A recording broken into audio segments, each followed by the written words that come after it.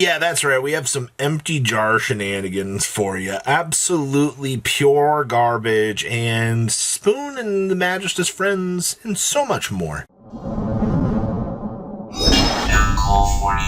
Make sure you guys smash the little crap out of that subscribe button so you guys don't miss out on more content. So we have some pure garbage for you guys today, and I mean, we have some freaking hilarious things. But on normal, something you add a flip monster from your deck to your hand. Well, that's really cool that we have a searcher for my deck, but you know, I need to be committing the plays to these cards to getting them off. So this is the revolving door of Flippy Floppy, the monster deck out here. As you know, you're just getting the jar up and running so that you can start clearing up everything and go. 6 beautiful cards to be able to mill and do what you need to do. I also see that we are playing a Trickster Reincarnation as well. That's broken. And of course, hey, look, no fun allowed, so that we just randomly don't die. But when I first saw this, I was like, this is a hilarious thing. This is from the Just This Cups, where, you know, the events where they just kind of play some jank.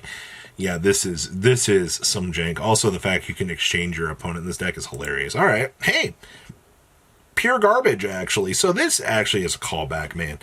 This takes me all the way back to the day of playing some really bad shit, and Garbage Lord to turbo up into some rank 5s down here.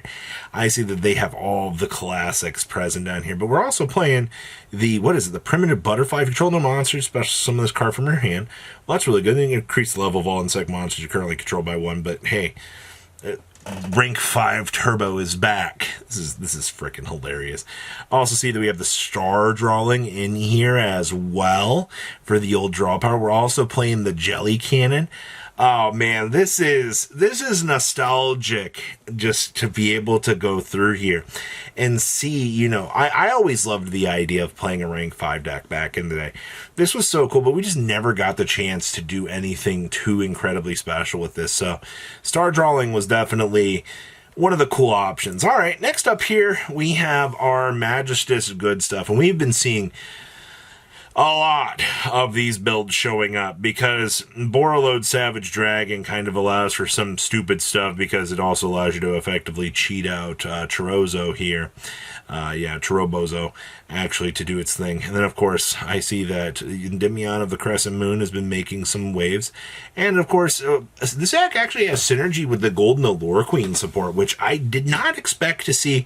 That you could take the Magistus stuff, you could take the, you know, the Allure Queen stuff and shove this all together and have an actual functioning deck out of this. Like that was just not on my bingo sheet of things to really be seeing. But, you know, the fact that the new Crowley has allowed this deck to kind of bridge itself together as an engine in terms of creativity absolutely is amazing. Next up here is some Abyss Actors shenanigans.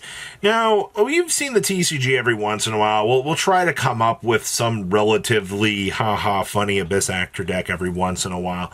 And keep in mind that the OCG variant down here does have access to Electromite. I mean, you can make the argument all day long that, you know, maybe Electromite does or doesn't matter in the grand scheme of this, but to my genuine understanding, it is very interesting just to see how this deck kind of is able to bridge itself together on the key lines of play and, you know, punish your opponent. You know, if you high roll the skill drain, your opponent's just going to the Shadow Realm, man. Like, it's just one of those particular things. But outside of that, it is also cool to see, you know, that the Starving Venom Dragon is also able to still see some play in a deck like this. And depending on, you know, how your environment is, you're not going to have major success with this, but maybe on a fun rogue night. Holy crap, also from the Just This Cup, we also saw Galaxy Eyes Photon Dragon, and this is a callback to the original good stuff, man.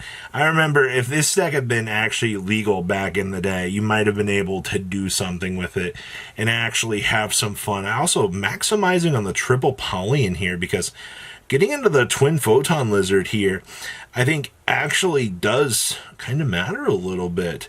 That's kind of interesting. It also is a kind of a cheat way to get the Photon Dragon onto the field, just by having the hard poly, because this tribute this card, special summon from the graveyard, both of the fusion materials used for this thing.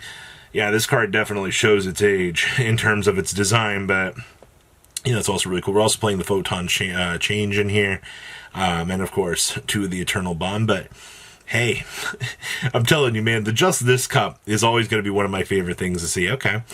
We have some Blue Eyes, White Dragon, Voiceless Voice. I'm perplexed, actually. So you're telling me out here that somebody said, hey, let's take all of the best cards that makes Blue Eyes its thing, but let's stick a Voiceless Voice engine in here as well, because, you know, this does act as another little light monster so that we can do some incredibly stupid stuff. And, you know, you got the 2 Blue Eyes in here. I guess that this just proves that the current Blue Eyes deck, with all of the space that you can kind of have, yeah, because you're just floating this on into a 60 card variant, and you're taking advantage of all of that. So that is actually kind of cool. I did not think that I would see something like this showing up, but this does kind of prove, hey, you know, we have all of this room to kind of mess around in the deck building department. Also, Cosmic Blazar Dragon. Funny. I like this. Okay. What in the world? Tri-Brigade. Fiendsmith cards. Oh, boy. Japan, Japan, Japan. What is up with your fascination for wanting to stick the most interesting ideas together? So, you've also still got Sprite Blue and Sprite Jet are both still limited. I guess that Japan is still massively sore about what the Sprite package was kind of doing back in the day. Because I'm still not going to lie to you, like, this engine is a little bit ridiculous in the way that it is able to sort of generate all of this advantage. And that's really annoying, actually. A lot of people just do not want to handle the BS of this. And, you know, you're kind of already playing a deck that can make rank 2s all day long, so not surprised to see that. Also, hi, Apollosa. I'm still really glad to see that you're making problems down here for another format. Okay. Oh, hi, we have Drek. Ryuji? Oh my gosh, we're playing the Mega Plunderer. So I guess this is a standardized dinosaur deck, and I'm not surprised to see this. The whole purpose of this dinosaur pile is to, you know, turbo through. You've also got the frickin' scrap package in here, man. Like, this is really funny. I really wish that we would get the chance to have Mega Plunderer on our side of the game. That way we could just say that we have the big, powerful vanilla monster. It's also a frickin' level 6, man. But, you know, we do have Frostosaurus, so I understand. It's just one of those cool little things that Yu-Gi-Oh! Did in Japan that we'll just never get. I also see we do have, what, 1 Megalo and 1 Asturo in here as well. And, of course, the 1 Dirac Meteor. So we're cheesing some really, really funny bad ideas in here. But this is just one of those cool things that you see that, you know, when you have as much dinosaur synergy as you have. Okay. Next up here is Malice with the Firewall Defensor package. Now, I wanted to show this because obviously this deck's going to go through its next level of evolution here. Once we see Alliance Insight touchdown, you're going to get all that new Cyber stuff, and especially the Backdoor Secretary retrain. It's going to just make this deck, you know, 10 times better, actually. And also, what in the world? We've cut back on the Malice and Underground field spell. That's not something that I necessarily think you should be doing. We're also playing the frickin' Cynet backdoor in here as well.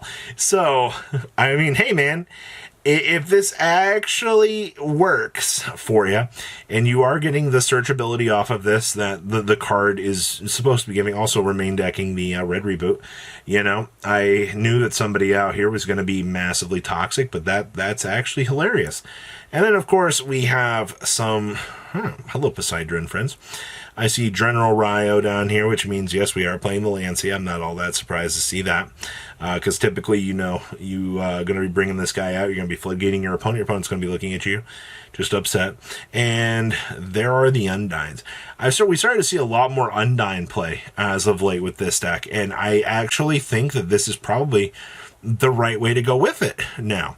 Undine just opens up so many more doors for this deck. Like, you actually, realistically, you should be looking at this. Like, this is actually kind of crazy to be seeing right now. So what do you guys think? Please, leave a comment down below, tell me what you guys think, and I will see your beautiful faces back here later in the day, guys. Patrons, thank you.